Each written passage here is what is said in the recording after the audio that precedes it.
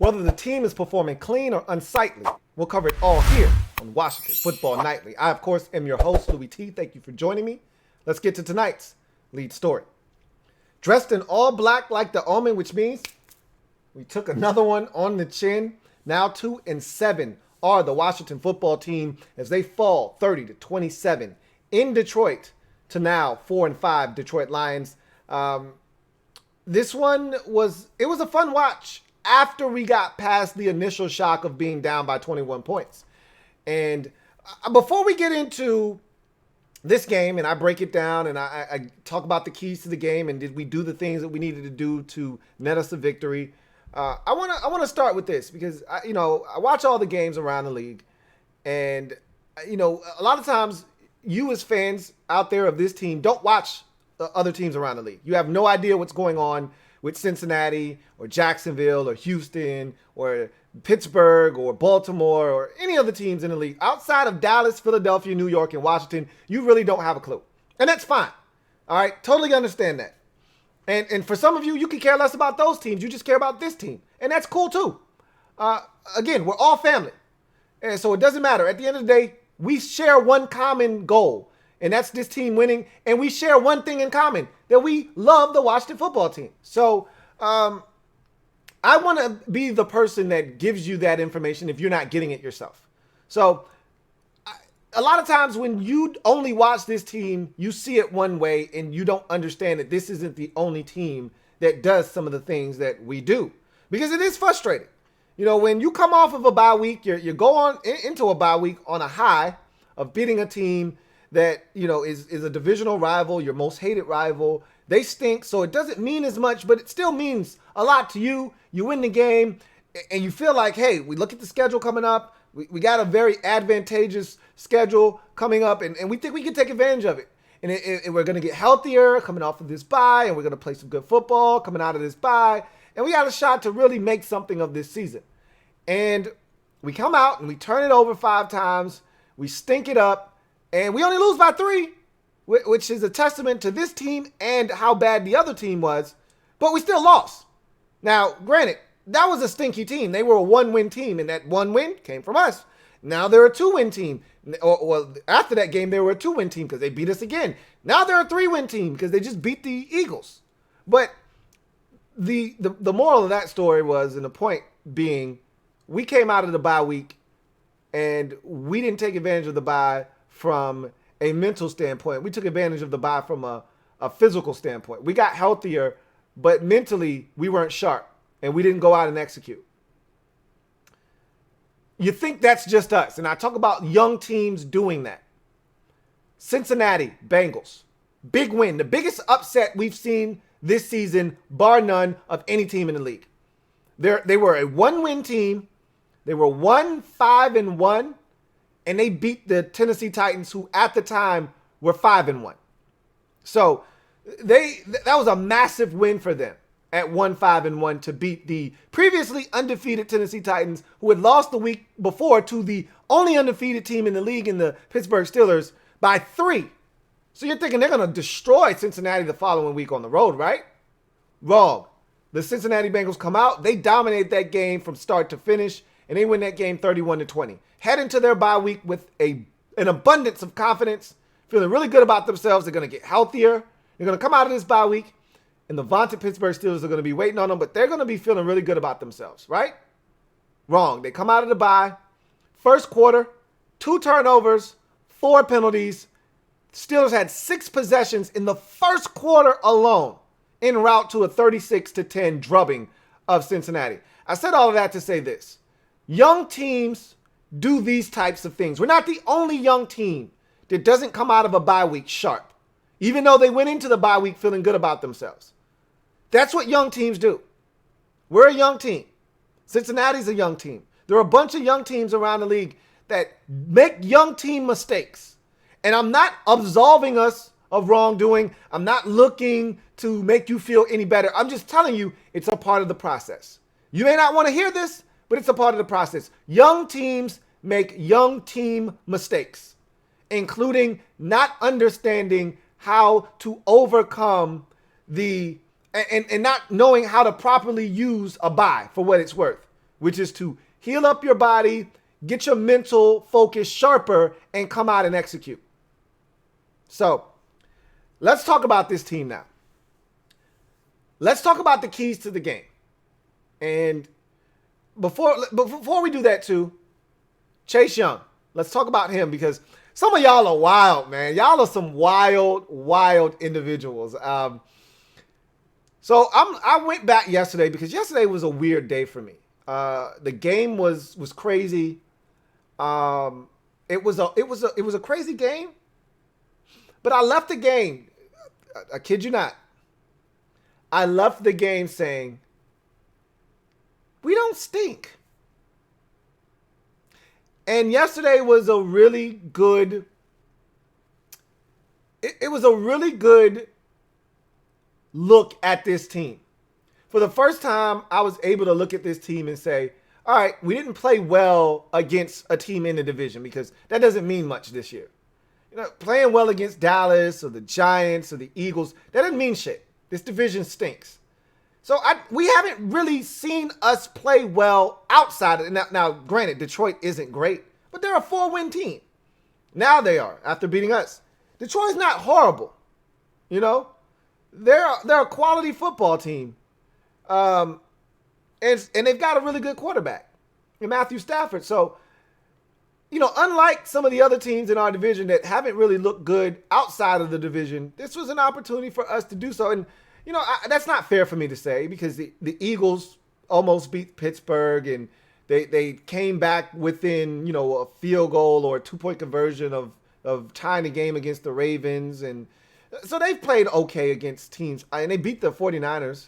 They're the only team. Okay, I can't say that. Dallas beat Atlanta. But we got 2 wins out of 4 teams in this division. 2 wins out of our, let's see, Washington has 2, Dallas has 2, Eagles have 3, Giants have 3. So together, 4 teams have 10 wins. Oh my God. 4 teams, 10 wins combined. Of the 10 wins, only 2 of them have come outside of the division. Meaning, the other 8 wins from 4 teams combined have come from inside the division against one another. So we haven't had any success against anybody but ourselves, essentially, is what I'm trying to tell you. So this was a chance for us to go out and beat a team outside of the division. Somebody other than Philadelphia, Dallas, or the Giants. And we came dangerously close. We had opportunities, but we didn't get it done. But I want to start with Chase Young first because you guys are wild. All right. I was reading through the comments because, as I mentioned, yesterday was a crazy day. And I went back and watched this game again after I had a chance to watch it the first time. I watched it again before it was like 9 o'clock. I'd watched this game twice already. For some reason, it struck a chord with me. And I also went back to the MOBB, Mob Squad Stand Up. We in the building. And don't ask me why I did this. But I decided to go back and read the comments in the comment section of the Mob Squad of the Lions game. And when I read through some of the comments, and for some reason it took me straight to when the Chase Young play happened. And I just read every comment from that point down until the end. And some of the things coming out of some of your mouths, you should be ashamed of yourselves. I mean, seriously. There were a lot of F Chase Youngs, trade Chase Young. Chase Young is a bust. Chase Young isn't any good. You should have seen a lot of the things coming out of your mouth. It was crazy. I know you're upset. You're mad. It's in the moment. But come on, guys. Some of you have... Stop. All right, seriously, cut it out. All right, behave yourselves. All right, Ron has to go. Scott Turner's the worst. There was a lot of nonsense throughout the day, you know, that I'm looking at. And a lot of it was aimed at Scott Turner. I didn't hear any of that once we scored 24 points in the second half. I didn't hear any of that during the 21 unanswered to tie the game. I don't want to hear about, oh, the Lions were in prevent defense, and that's why we were able to move. No, they weren't in prevent defense. No, they weren't. Okay? You don't get in prevent defense up 24-3 in the third quarter. In the early stages, midpoint of the third quarter, you're not in prevent defense. That's not what happens in the NFL, okay? Half of you don't even know what prevent defense even looks like, okay? You just know what prevent defense is supposed to do, which is prevent big plays from over the top. But you don't even know what prevent defense even looks like, a lot of you. You just know the saying, and so you just spew it out. They weren't playing prevent defense. We carved them up in the second half of this football game. We got into an offensive rhythm, all right? And we were able to take advantage of a Lions defense that isn't very good. And we took advantage of that same Lions defense in the first half. We just didn't capitalize. In the second half, we did. That's really what it boils down to. I didn't think the offense looked all that great, but they weren't terrible in the first half. They weren't finishing drives. So I went back and I looked and I said, we don't stink. We don't stink. And I started going through the list of guys and I'm like, hey, I don't mind this guy getting in the car and riding with us. You know, and the list is growing. It's growing. Like, I'm not the biggest Isaiah Wright fan. I don't have an Isaiah Wright problem, though. I don't. Do we need another receiver? You damn right we do. But I like Isaiah Wright. I like Cam Sims. I like Logan Thomas. He can get in the car. Some of you like, get rid of Logan Thomas. He's terrible. Really?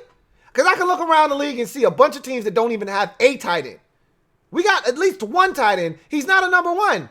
But he's better than a lot of what other teams have and are trotting out on the field. That's for damn sure.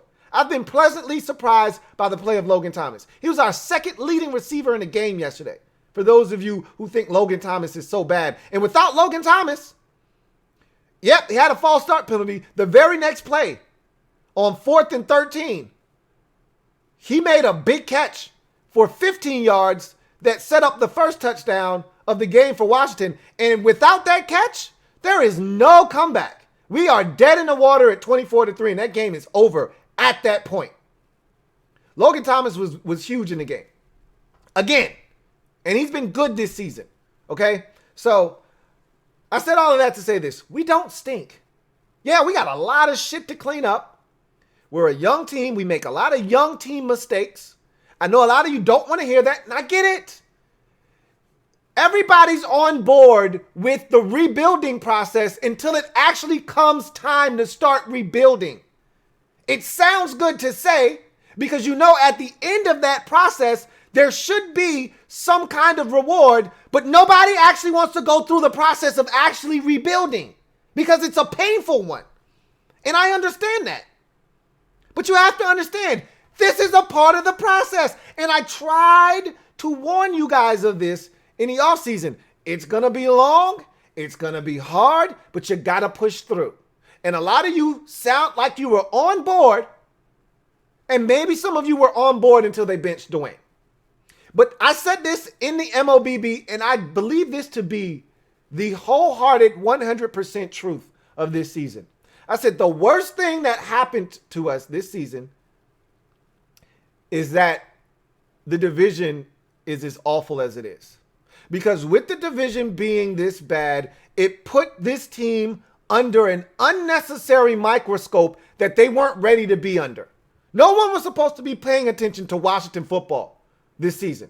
We were supposed to be 2-7 in obscurity, peacefully by ourselves in a division with a 6-3 Philadelphia and a 5-4 Dallas, and we weren't supposed to be anywhere near close to any of these teams, and nobody was supposed to be paying attention to us, and we were supposed to be wallowing in our own self-pity and misery by ourselves. Maybe with the Giants tag teaming with us down at the bottom of the division at maybe 1-8 or at mirroring us at they haven't had their bye week, so they would have either been 2-8 at this point or 3-7 that they are, or maybe 1-9. But either way, we were supposed to be at the bottom or near the bottom of the division, wallowing in self-pity and misery by ourselves, or along with the Giants.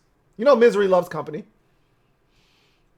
But we weren't supposed to be doing this with the rest of the division and having a chance every week to gain a step closer and get a step closer to trying to win this division at 2-6, now 2-7. That's not what we were supposed to be doing. Dwayne's benching, I think, There's a direct correlation. We talked about this earlier in the season. I don't really need to talk about it now, but I think it's mentioned was a direct correlation to where we were in the division. We were right there. We were at the top of the division after week 1. After week 2, we were still at the top of the division. We were still the only team with a win to our name. And then it wasn't until week 3 when Dallas beat the Atlanta Falcons that another team in the division actually got a win. So we were in the lead of the division for the first 2 weeks by ourselves as the only team in the division with a win. And then you look up and you say, man, the rest of this division really does stink. And then the gears started to turn in Ron's head. We're not getting enough out of the quarterback position. Well, even if we weren't getting enough out of the quarterback position, but the rest of the division was good, or the teams that we thought were going to be good were playing at the level that we thought they were going to be playing, we wouldn't have made the change. Because we wouldn't have had something that we were chasing after. What we would have been chasing after was figuring out the future. But the worst thing that happened to us this year was the division being terrible. Now it's put a big microscope on a team that wasn't ready for a microscope to be shining on them to begin with.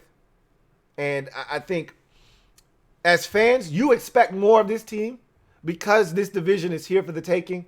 And it's unfair to this team because they didn't sign up for this. They didn't sign up for a bad division. They weren't ready to win this year. You had to know that. They weren't ready to win.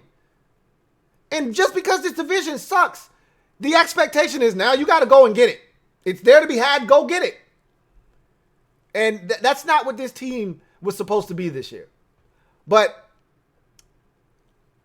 it led me to say, because of the expectations that have been put on them since the division sucks, which is that, hey, we're better than the Giants and Dallas, and we should be winning this division. The easy, low-hanging fruit thing to do and say is this team sucks. And 2-7, you're terrible. You can't beat the Giants. You lose to the Lions. This team's awful. This team doesn't know how to win. This team is not awful. There's a big difference, okay? The Jets are awful. They're not playing close games for the most part. They've had 2 recently, though, against the Bills and against the Patriots, but they've been getting their asses handed to them all season long. The Jets stink. They're not good, period. They're not a good football team. Their roster is horrible. They're poorly coached. They're not a good team. We're not that. And I don't like playing the comparison game. But I'm just giving you a little context. We're not terrible. We're just not good at winning football games. There's a big difference. We actually have some talent on this team. And I haven't been able to say that in years. I haven't been able to say that since 2016. Definitively say that, look you in your eyes with a straight face and actually mean it since 2016. We actually have some talent on this team. Guys that should be playing in this league, and if they're not playing for us, they can play for another team. In the past 3 years, 17, 18, and 19, there are a lot of guys occupying spots on our roster that if they're not playing for us, they're not playing football for any other team in the league. We don't have that going on anymore in Washington. I don't know if you guys understand that. There are some comments out there from some of you, oh, this team's just as bad as they were last year. We're terrible. You couldn't be further from the truth. This team, and I told you this a month ago, when a lot of you were ready to quit on the team after the Rams game. We're nowhere near the team last year. The team last year was categorically, undeniably, one of the worst Washington teams I've ever seen, and I've seen plenty of bad Washington football teams. If you've been along for the ride the last 25 years, you've seen some bad Washington football teams. Last year's team was the worst. This team is nowhere even remotely in that ballpark. They're not even close, okay? We've got some stuff on this team worth salvaging, worth bringing along for the ride. You want to start building that foundation? We've got pieces. And I know some of you after yesterday don't want to hear about the defense. Fine. I get it. This defense has underachieved again, okay? I told you before the season started, a lot of you love to do this every year. You've been doing this every year since 2017. You think we could have a top 10, top 5 defense this year, Louie? And I tell you the same shit every year. I don't want to be top 5, top 10. I just want to be top half of the league. If I can get into the top half of the league, we'll go from there. But before we can start skipping steps from one of the worst in the league, we need to first be at the top half of the league. One of the better half of the league defenses. Well, we've done that this year. Have we taken that monumental step? No, and some of that, I will take a little bit of the blame for that. Because I was spewing some of that, hey, why can't we be the San Francisco 49ers? You know, and I wasn't talking about from an overall standpoint. I told you we weren't ready to do that. You know, Kyle had struggled in San Francisco for 3 years, waiting for his starting quarterback to get healthy and waiting for this defense to come alive. And so once all the pieces aligned, all the stars aligned, they were ready to go. That's not where we are. All right. We haven't been through the struggle with Ron Rivera. This is year 1 of Rivera. So I knew we weren't going to just jump in and hit the ground running. But, you know, I was on board with the, hey, you know, Nick Bosa, Chase Young comparison. You come in, you got all these first round picks, all these guys that we think are talented. You add in the missing piece, and it jumpstarts a defense that was ready, a sleeping giant ready to explode and erupt. And now you got the guy that's the ignition. You know, he's the key in the ignition to turn this thing on and get it revved up. Well, it hasn't happened. And I'd have to go back and watch Nick Bosa last year. I guarantee you he wasn't seeing double and triple teams like Chase Young is. No excuses. Because when he got one-on-ones, he was winning. Chase isn't. So that's the biggest difference. And I know some of you aren't really excited about this defense moving forward. You should be. This defense is light years ahead of where it was last year. Last year, we were terrible. We were giving up. Not only were we giving up big plays last year, we were giving up sustained drives, and we couldn't get off the field on third downs. We were the worst third down defense in the league last season. That's not us this year. We're not even remotely close to that this year. We're a much better defense. We get off the field on third downs for the most part, and we're not giving up a ton of points. You know, we gave up 31 to the Ravens.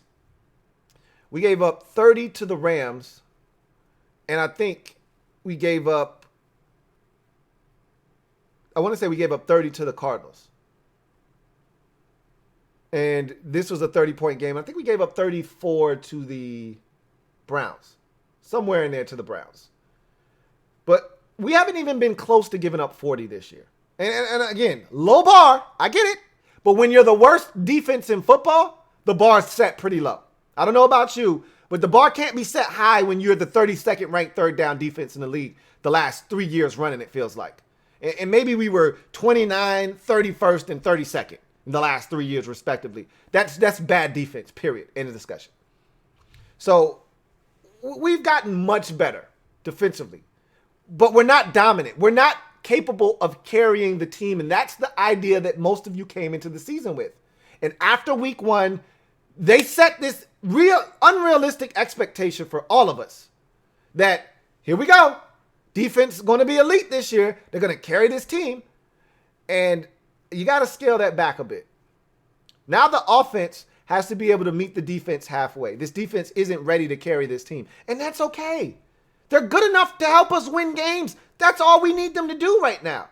The offense, if this is what we're getting offensively moving forward, and I can't say with 100% certainty that's what we're going to get moving forward, but it's a 2-week sample size. Cincinnati's not a great defense. We should be able to move it against them too. And if we do it again next week, whether it's a win or a loss, but we look good offensively and we score 27 or we score 30, you got to feel like, okay, we're in a position now where the offense should be able to meet the defense halfway. And if we can do that, we might be able to net us a couple more wins down the stretch. And you can see the makings of what could be a dangerous team next year and moving forward if you put the right quarterback in place. And we'll talk about that a little bit later on.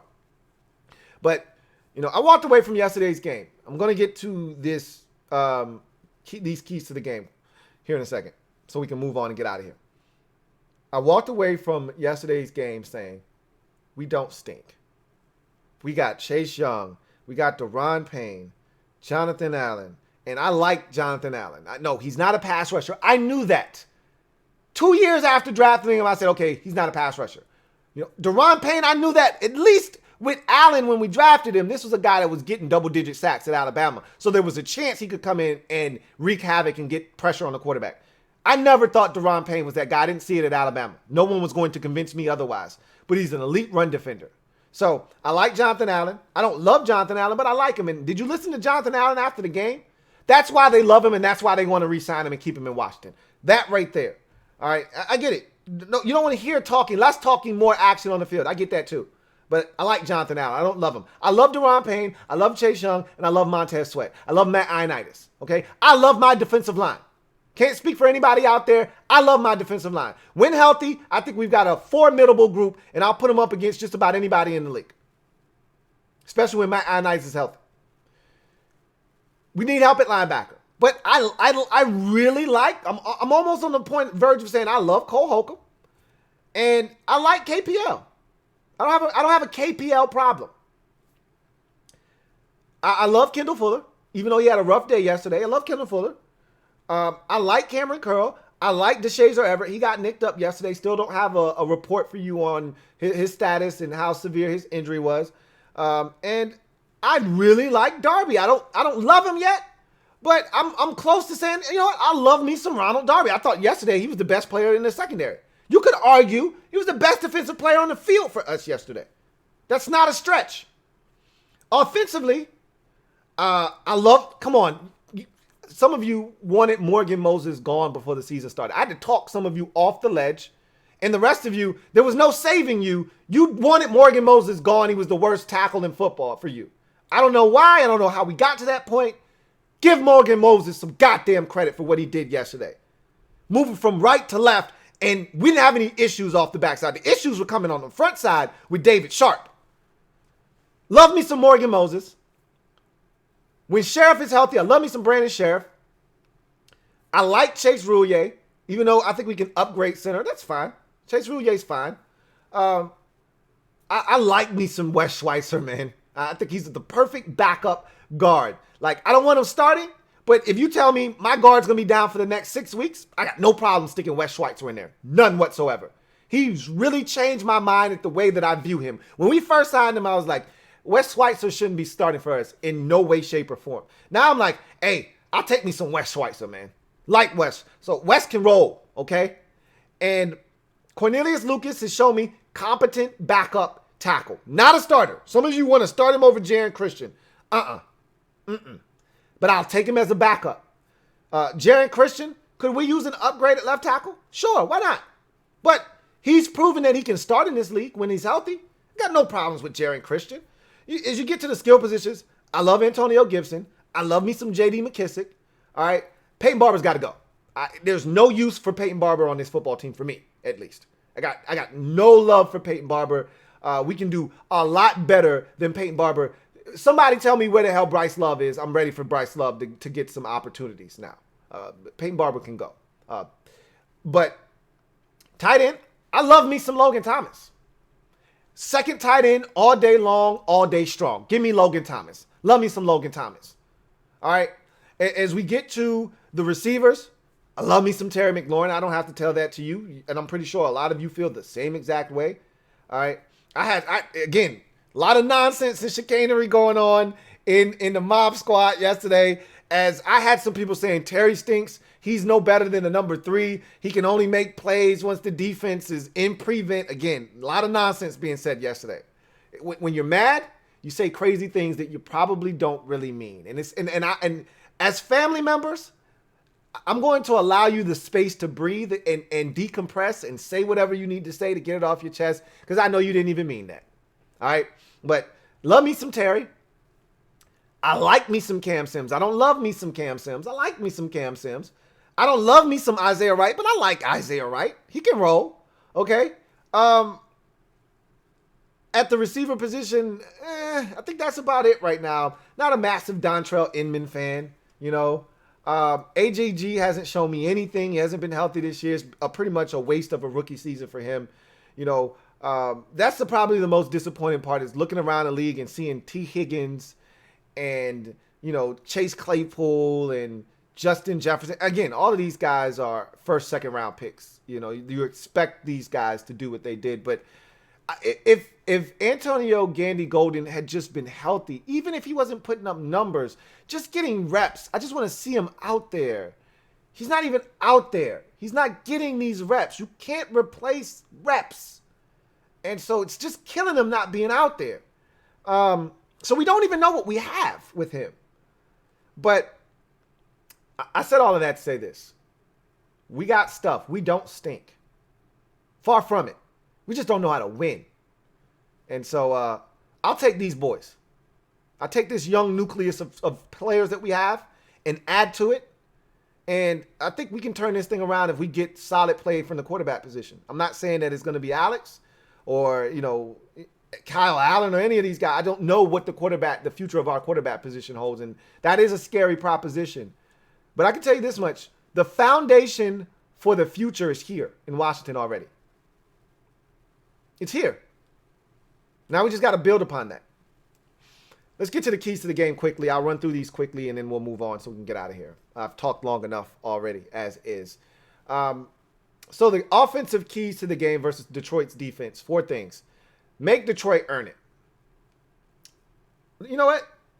I'm going to start with the last one because the last one to me is the one that kind of is the most glaring. All right. Start fast and consistency. I remember when I said this to you on Friday, leading up to the game, I said, sound like a broken record. We talk about this every week, and every week the team goes out and we're down 17 or 20 points at halftime. The Ravens game, I think it was 17-3 at half. Cardinals game was 20-0 at half. The Browns game was 17-7 at half. All of these are us losing, by the way. The only game we've led at half was the Dallas game. Every other game we've trailed at halftime, and usually it's by double digits. Week 1 against the Eagles, it was 17-7 at the half. Already did Arizona. Already did Cleveland. Already did Baltimore. The Rams game, what was the score in that game? We scored a touchdown. So if I had to guess, I would say it was 17-7 at half. Did we miss the extra point in that game? No, we didn't, because the final score was 30-10. So I think it was 17-7 at the half of that game. Might have been 20. No, because that game was close. We kept it relatively close. So it was either 20-7 or 17-7 at half. Then the Giants game. That game was 13-3 at half. And what was it? It was 13-7 because he threw the touchdown pass to Logan Thomas right before halftime in the corner of the end zone. It's 13-7 at half. The Cowboys game, we were up 22-3 at halftime. And then the Giants' second game against the Giants, another deficit. I think that was 17-3, I believe, at halftime. No, it wasn't. It was 20-3 at halftime of that Giants game because they only scored a field goal in the second half, and that field goal proved to be the difference in the game.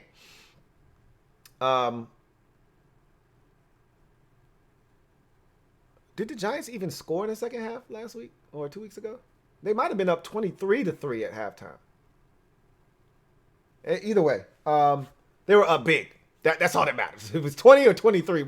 We're splitting hairs here. You're getting your ass whooped by 17 or 20 at halftime to the 1-7 Giants. What difference does it make? And then this week, you're down 17-3 at halftime. I mean, you can't keep digging yourself these types of holes and expecting that you're just going to magically come back like week 1 and win the game. That's not who we are. We're not built that way. That's not how this football team is constructed to be able to dig themselves a hole and come back from these double-digit deficits in the second half. We're not an explosive offense. We've never pretended to be. we have to keep games close to give ourselves a chance. Could you imagine if we haven't had all of those deficits this year, how many games we would have won if we didn't have to try to dig ourselves out of a, 17, 20-point deficit at halftime or a 14-point deficit at halftime? Amazing. So that was the biggest one of the keys to the game that we did it again. We didn't start fast enough. Make Detroit earn it. We didn't make them earn it. We gave them opportunity after opportunity to beat us. We had the sack, the bad call on the reverse that lost us 10 yards. Then you lose another 11 on a sack, and you don't even attempt a 54-yard field goal. And there might have been reasons as to why with Dustin Hopkins. And Rivera at his presser today said that the special teams coach, Nate Kazard, before the game usually gives him a distance as to where Dustin is good from. And I guess that wasn't in his distance. If Dustin can't kick a 54-yard field goal, why is he here? Indoors. Why is he here? 54, 55. I watched the Seattle Seahawks kicker Myers in Los Angeles kick a 61-yarder. I watched the Buffalo Bills rookie kicker Tyler Bass hit from 58, 56, and 55 in one game against Arizona on Sunday. Like, if your kicker can't make a 54-yard kick indoors, you need a new kicker. And I know he was nursing an injury. Don't play him then. But this has to stop. This babying of Dustin Hopkins has to stop. If you don't trust him to kick a 54, most teams in the league, if it's 55 and in, they're kicking it. Here we are turning down a 54-yard attempt because we're worried about Dustin not making it and then giving the other. If you're a good team, you're not thinking about the bad thing that can happen. You're thinking about the benefit. 54 yards. All right, y'all, get out there and kick the damn field goal. You're not thinking about, well, if he misses. Only time I'm thinking about that is at the end of a game. At the beginning of the game, we're trying to win the game. Scared money don't make money. Kick the goddamn field goal. Unless you know your defense is vaunted and you're going to pin them inside the 10-yard line and then you're going to stop them like we did against Dallas. You don't punt the football there. You take the damn points. He turned it down. And Dustin might have missed. And he nursed the groin the entire week. The first kick he kicks, you don't want it to be a 54. But look, if he can't kick from 54, he shouldn't be active. Period. End of discussion. Establish the run was another key to the game offensively. Nah, didn't do that. And we did early. The first possession, it looked like we were going to move the football at will on these boys. We were running it. We were throwing it. We had our way right down the field until 2nd and 2 or 3 reverse, and then 3rd and a mile sack. So we didn't run the football effectively. But I will say this. When we needed to run the football, we ran it. In the red zone, 3rd and short, 4th and short. When we needed to run it, we ran it. But if you're talking about running it on 1st or 2nd down to put you in a manageable down and distance, no, we didn't do that effectively at all. As a matter of fact, J.D. McKissick had 8 rushes for 6 yards. Might have been 8 for 6 or 8 for 9. He had a rough go of it. We didn't run the ball well. And I didn't necessarily always love the play selection in terms of running the football. But I've said this already. Scott Turner, running isn't his thing. And you just have to deal with that. And honestly, I don't give a shit how we get it. Some of you are stuck in this 1980s hogs mentality. We got to beat him down with the run game. Scott Turner doesn't know how to run the ball. We got to get rid of Scott Turner. Dude, wake the hell up.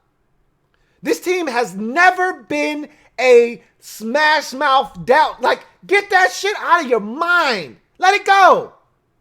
That is so yesteryear. It's not coming back. I understand that for some of you, those were the glory days. And you would love to hearken back to that. We are not the Tennessee Titans. We will never be the Tennessee Titans. That is not how we operate. It wasn't how we operated under Gruden. That's not how we operate under Scott Turner and Ron Rivera. It's not what we do. That's not how Sean McVay ran our offense. That's not how Kevin O'Connell ran our offense. That's not how Scott Turner's running this offense. It's not who we are. It's not who we are. Give it up. This offensive line isn't blowing anybody off the ball. We're not built to do that. And his offense running out of the gun isn't what is going to blow people off the football. We're a finesse offense. Wrap your brains around it and get used to it. We throw the football better than we run it. If you want to run the football, go find a different team to cheer for, because that's not what we're doing here. Either you're on board or you're not. But if you're looking for them to turn the clock back to the 1980s, forget about it. It's not happening. So there are going to be games where we're only going to run it 17 times, and we're going to throw it 55 times like we did yesterday. Get used to that. That's more of who we are than us running it 36 times like we did in week 1 when we beat Philadelphia. We're more of the team you saw last week against the Giants, where we totally abandoned the run and just threw it on just about every down. And same thing in this game, because we were down so big, we had to abandon the run for the most part. But when we got in the red zone, and this is what I'm talking about, when we need to run it, we can. But that's not who we are. Converting cash was the last key to the game offensively. Convert on third downs, cash in when you get in the red zone. We didn't do that early. We converted on third downs early in the game, first 2 possessions or so. After that, it was a struggle for us up until that last possession of the first half. It was a little bit of a struggle from a conversion standpoint. It was a lot better in the second half, obviously, when you scored 21 unanswered points and scored 24 points on 4 straight possessions. Yeah, you're converting and you're cashing in. But that wasn't the case in the first half, and that's the problem. I talked about start fast, and consistency is one of the keys to the game. Consistency shouldn't be slept on. That's the problem with us, is we fail to be able to play 4 quarters of consistent football. And that's been one of the problems, and I've talked about it numerous times this season, is we'll have and the third quarter seems to be our quarter this season. And for whatever reason, we can't, for the life of us, get it together in the first and second quarter. We come out of the halftime break, a new team. We roar back, and usually it bleeds into the fourth. But usually we find a way to undo all of the goodwill of the third quarter at some point in the fourth quarter. We did that against the Browns. We did it last week against the Giants. We did it again this week. It's what we do. You know, we'll come out like game busters in the third quarter, find a way to battle back, and just when you think it's safe to come out and cheer, they send you back into your hole and say, no. That's not what you need to be doing. And we did it again this week. You know, we thought we were safe. We were going to overtime. We had all the momentum. And in just 19 seconds time, Matthew Stafford able to take his team down the field. And we helped. We aided and abetted. Defense versus Detroit's offense. Be better against the run. Well, we failed at that mission. Arguably, this is the worst defensive performance of the season. You know, last week was bad in the sense that it was the Giants. And you're like, why are we allowing the Giants to run the football on us? Why are we allowing Daniel Jones to be extremely efficient against us? Why can't we force him to turn it over? This is a different offense. This is Matthew Stafford and the Detroit Lions. They're fully capable. But there was a point in this game where I didn't think we were going to be able to stop them. I didn't think we were going to be able to stop them. When they were up 24-3, I was like, you know, after we scored our touchdown, I was like, hey, that's cool, but we still can't stop them. But we got to stop. And then we got another stop. And then we got another stop. And it allowed us to get back in the game. But DeAndre Swift went 16 for 81. Adrian Peterson only had 4 carries. I thought they were going to hand him the ball a ton. He kicked our ass in those 4 carries. He had 24, 27 yards in just 4 carries. Like, I don't know why they didn't give him more opportunities. Maybe because DeAndre Swift had the hot hand and he was kicking our ass. I mean, DeAndre Swift had 149 total yards of offense on just 21 touches in the game against us. 5 catches for like 68 yards. He killed us. We had no answer for DeAndre Swift. It was a 2nd and 20, and the man catches a screen for like 25 yards. It was a good play call. Caught us in a blitz. We had no answer for DeAndre Swift. He was jumping over guys, running around guys, making us look silly. We weren't good against the running game. That's disheartening. Because the Lions aren't a power run team. Yet they look like it. Limit explosive plays. Just like start fast on offense, limit explosive plays is the thing we say every week. And every week we go out and give up an explosive play. At this point now, it's comical is what it is. First thing out of your mouth, hey, don't let them have any explosive plays. Make Detroit earn it. First possession, 55-yard touchdown pass. Seriously, guys? Seriously. That's what we're doing. Right out of the gate. 55 yards. Okay, cool. Later on in the game, 31-yard touchdown pass. Like, come on, guys. We're better than that. What are we doing right now? Got to limit the explosive plays. For whatever reason, we just... How in the hell at the end of the game, and I know how it happened. Troy Apke's stinking ass was in the game. This is why we need safety help, by the way. How do you allow a guy in a 27-27 ball game with 16 seconds left, how do you allow a guy to get behind you by 7 yards? I just don't understand. Situational awareness. That's not smart football. Period.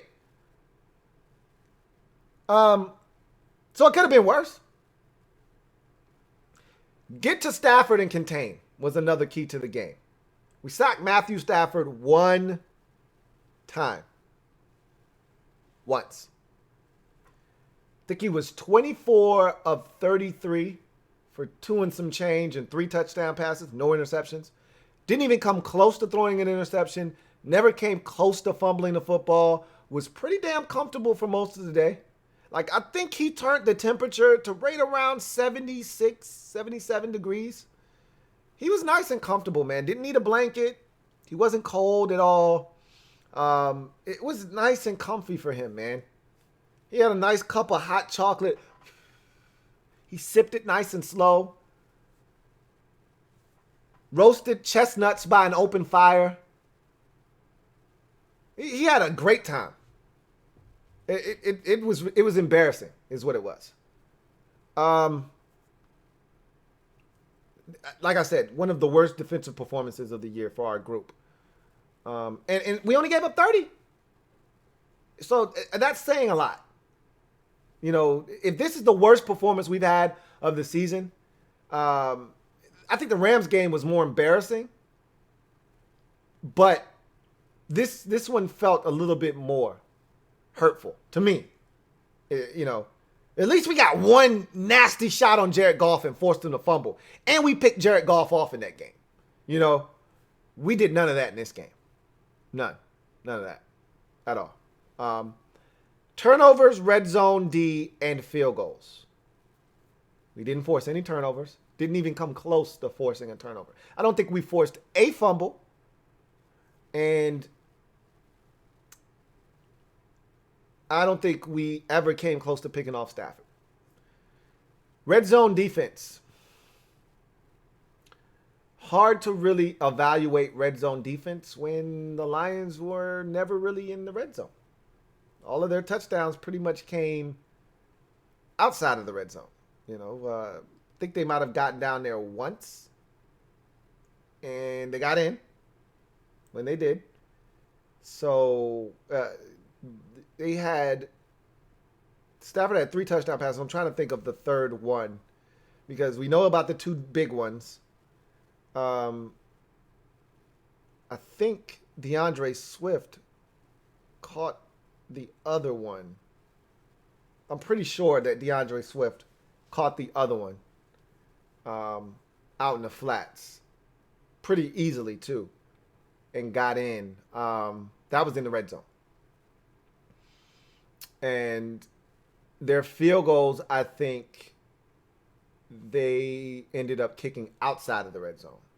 You know, from like 40 some odd yards, the 59-yarder to end the game. So I don't think the red zone defense was any good. Don't think they had that many opportunities in the red zone. And when they did, they scored a touchdown. And we had to hold them to field goals. We did that a couple of times. And like I said, the defense came alive in the second half, forced stops, got the offense back to football. The only way you can score unanswered points is if you stop the offense from answering. And the defense, give them credit, they did do that in the second half. But when we needed them the most, on the drive after tying it up at 24, One more stop, guys, and we probably win the game because the offense couldn't be stopped at that point. You let them go down the field and get a field goal. And then we tied up again. Offense said, all right, we're going to give you one more shot. Let's go to overtime. He said, not exactly. Going to go ahead and win this thing in regulation. Sorry, guys. Maybe next week. So, it was a rough one, but we don't stink. I just want you to know that. So, let's get to in other news quickly and get out of here. Ron Rivera stepped to the podium today, and he talked about the game, and he said that they have to start faster. Duh. He said, we got to figure out a way to start faster. And, again, everybody wants to blame Ron, and, everybody wants to blame Scott Turner, and, it's just amazing how much blame is being passed around. The lack of patience in this fan base it's ridiculous. No wonder, and this is what happens when you foster an environment where losing is okay. Because to switch coaches every time something goes wrong, that's a loser mentality. You can't build anything of substance if you're always constantly changing. If it were up to you, all of you guys, if we would have dropped Joe Gibbs here in Washington in his first season, mind you, Joe started 0-5 his first year as a coach. Oh, you would have wanted Joe Gibbs fired. We would have never got 3 Super Bowls out of Joe Gibbs. Because you would have wanted him fired after his first 5 games when he started 0-5 and couldn't figure it out. You would have wanted him gone. That's the lack of patience that you guys have. Joe Gibbs' offense stinks. The counter trey doesn't work. Get him out of here. He doesn't know what he's doing. He wants to do this Air Coryell shit. Because remember, Joe came from San Diego with the Chargers with Don Coryell. So Joe wanted to throw the football all over the field. And it wasn't until he got John Riggins and decided to remake what he was doing that they decided to start running the counter trey and all that stuff. You guys would have got rid of Joe Gibbs. Fire him. He stinks. He doesn't know what he's doing. He's 5-0. He's 0-5. That's the kind of patience that you guys have. Scott Turner's a first-time offensive coordinator. You want him gone. Scott Turner's awful. It's funny. He made that bad call on second down. It was a bad call. I don't give a shit what they thought the end was doing, crashing. I don't want to hear that shit. It's a bad call. It was unnecessary. It's 2nd and 2. You want to run a reverse? Do that shit on 1st and 10. And don't do it to the short side of the field either. For God's sakes. Anyway, it's a bad call. So at halftime, I think it was right after halftime, we were having a discussion. It was at halftime. I remember this. It was at halftime. And I'm having a discussion with somebody in the mob squad about Scott Turner. He wants Scott Turner gone. He's so terrible. And I'm like, oh, yeah? So it's Scott Turner's fault that, yeah, no. I grant you the 2nd and 3 call. It was a terrible call. So offensive coordinators aren't allowed to make mistakes. They're supposed to be 100%, 100% of the time. 100% right, 100% of the time. Cool, I got it. No, you're not allowed to make any mistakes. That was a mistake. Shit happens. You're never perfect as a coordinator. You call a play hoping you get a certain look. If you don't get a certain look, they might win on that snap. It happens. What you ask your offense to do is not take a bad play and make it worse. So Alex Smith taking an 11-yard sack on 3rd and forever, knocking us out of field goal range. That's his fault. Okay, cool. That's fine. Maybe he could have called a screen. Sure. Whatever. All right. I'll grant you that. Terry McLaurin fumbling. That's on Scott Turner too, though, right? Yeah. Okay. What about J.D. McKissick wide open? He schemed that one up. Got the look he wanted. And Alex missed him for a touchdown. That's Scott Turner's fault, right? Okay, cool. I just wanted to make sure we were on the same page. If that's his fault too, get rid of his ass. I just don't understand some of y'all. And those same people were in there, go, Alex, go. Man, they're killing them on defense now. Well, it's the same goddamn guy you were crucifying in the first half. The same calls, same play calls you saw in the first half when Alex decided he wanted to target J.D. McKissick, a team leading 15 times in this game. Same damn plays called in the second half. Just better execution. That's it. Better execution. So, And honestly, I don't understand why the Lions stopped blitzing us. They blitzed us in the first half. That's part of the reason we weren't successful, and Alex felt the need to get it out of his hands quickly. They stopped blitzing in the second half, and he picked them apart. That's their fault, not ours. He talked about Dustin Hopkins. He said, look, we're evaluating the position. Like, remember before, Dustin's our guy. We're going to ride with Dustin. Not exactly. Now he's like, all right, we're evaluating that position. I don't think they're going to do anything yet, but I think they, Ron has this way of trying to make excuses that don't make any sense. Like, in the case of Dustin, he should have just said, we're evaluating that position. Can't keep missing kicks. That's it. Now Ron is, you want to bring in a kicker with some experience. Who gives a shit? If the guy is fresh, wet behind the ears, breath smelling like something like fresh out of college, never kicked in the ear, I don't give a shit. If he can put it through the 2 yellow posts, bring his ass in here.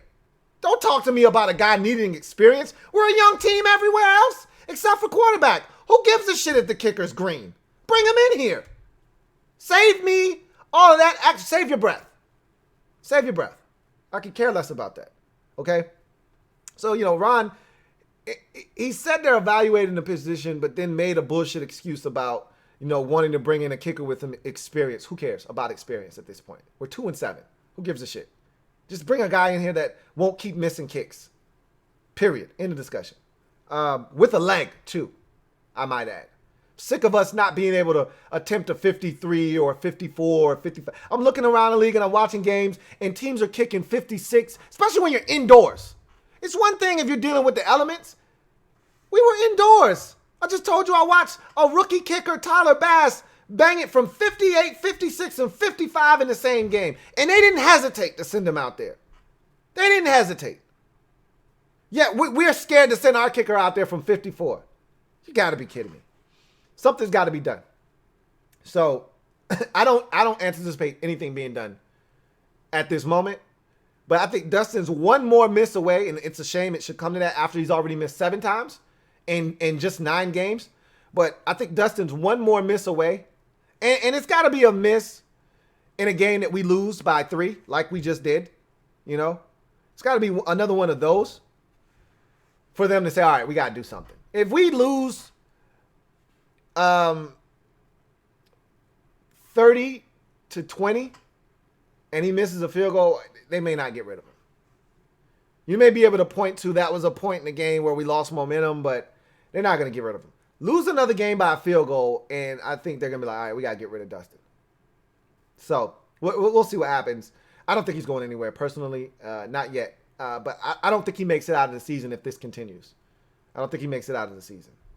As a matter of fact, if he misses one more kick, I think he's gone.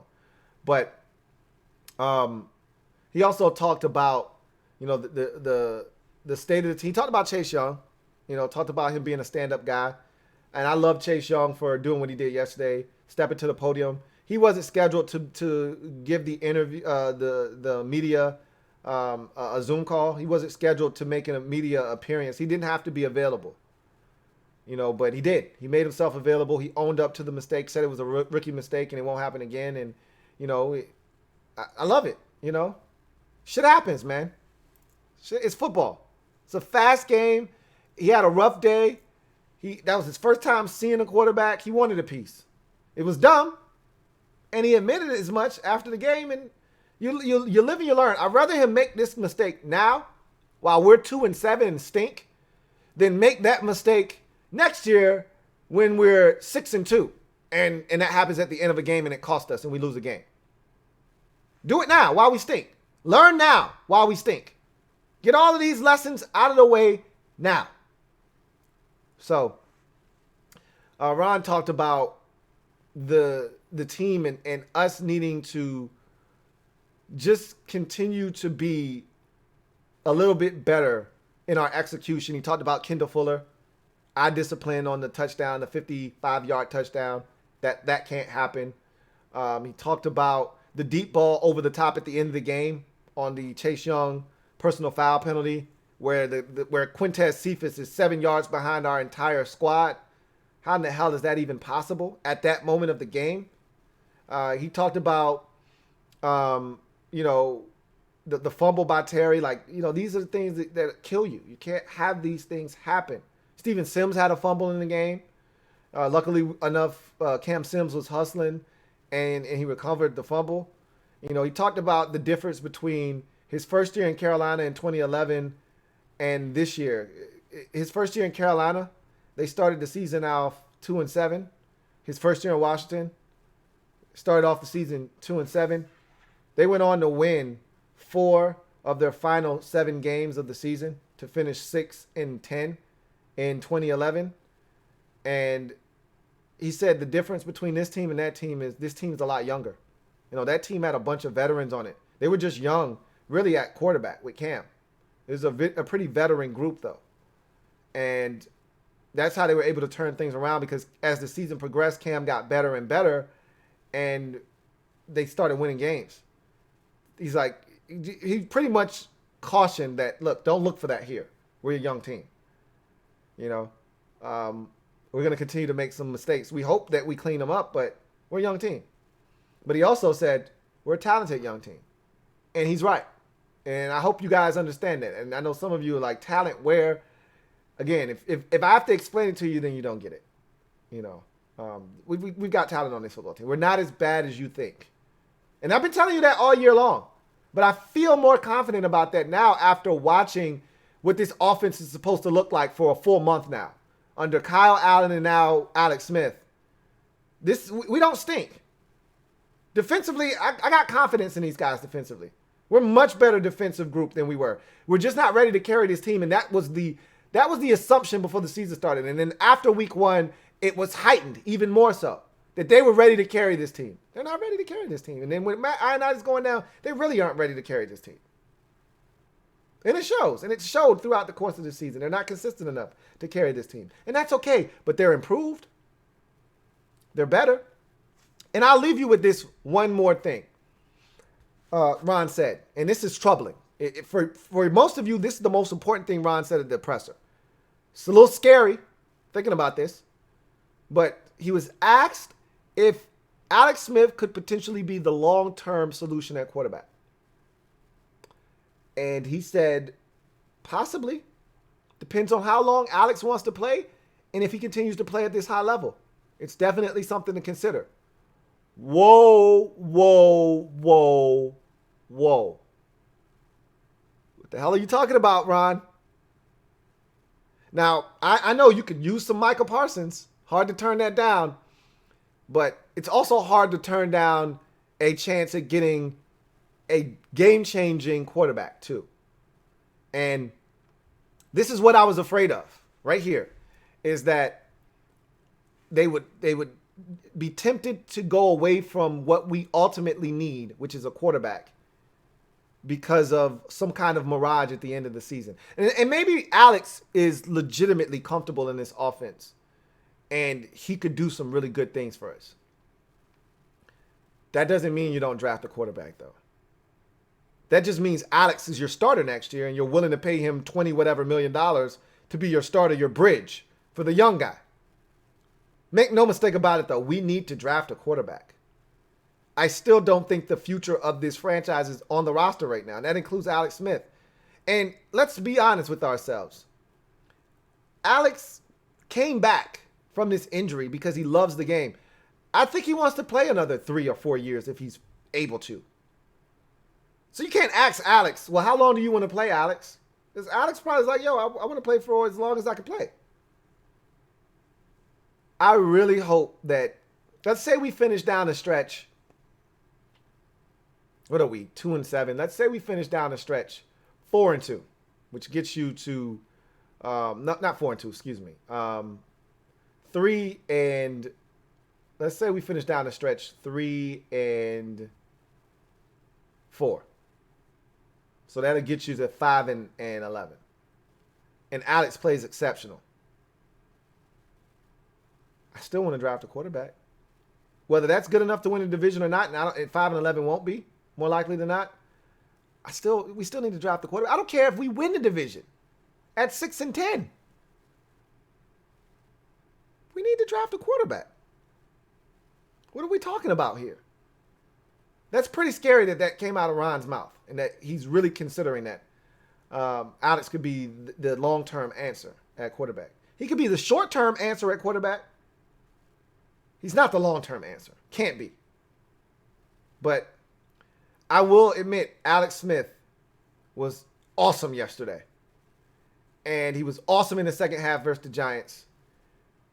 And I want to see it again one more time. If he does this against Cincinnati,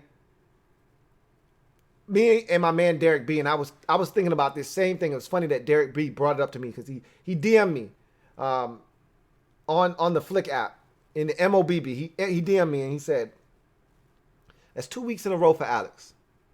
Alex set career highs in passing attempts and yards for 390 in the game. 55 attempts, a lot of damn attempts. He said, what if Alex does it again? I'm going to start thinking that 2018 was all about him not being comfortable in Jay's system and that this system fits him better. And I was saying to him, it's crazy. I was going to bring that up on the show tomorrow, but get out of my head. That's the same thing I'm thinking. Alex when he's protected, he looks really comfortable. When he's not protected, he's very uncomfortable. When he's got to move, he's very uncomfortable. What if Alex Smith has found a home in Scott Turner's system? I still want to draft the quarterback. But what if Alex Smith is capable of getting back to the Alex Smith that was capable of winning 11, 12, 13 games every season and taking his team to the postseason? What if he can get back to that in this offense with Scott Turner? Would you sign up for 3 years of that? I would. I still want to draft a quarterback, though, in the first round. So we'll have him for 5 years. But I wouldn't mind for that young quarterback. And let's say it's Trey Lance. He's not ready to go yet. He's a young pup. Sit his ass down for 2-3 years. If Alex is ready to lead this team to double-digit wins, I'm on board. I want to win. But you need to draft a quarterback. But I was talking to Derek B, and I was like, maybe, just maybe, it was Jay Gruden's offense. Just a thought. We'll see. We'll see if he does it again on Sunday versus the Cincinnati Bengals. We'll see. That's going to do it for me, your man, Louie T. I'm going to get out of here, man. This show was way longer than it was supposed to be. But I got in my bag, and I just started talking. And, sometimes I can go off the rails and just go off topic. And then you got to reel me in sometimes. Throw that net out, throw that fishing line out there and reel your man in because, I can go out there sometimes. Reel my ass in. You catch me slipping, tell me, hey, Louie T, you tripping. So I thank you guys for joining me. We don't stink. We don't stink. I just want you to know that. If you haven't already done so, hit that subscribe button. All right? Turn on that notification bell so you don't miss a thing. And hit that like button, too, while you're at it. I'm your man, Louie T. And this has been Washington Football Nightly. I'll see you guys next time. Have a good one. Here comes the diesel. Here comes the diesel. There's the snap. Hand to Riggins. Good hole. He's got the first down to the 40. He's gone. The 35, the 30, the 20. He's gone. He's gone.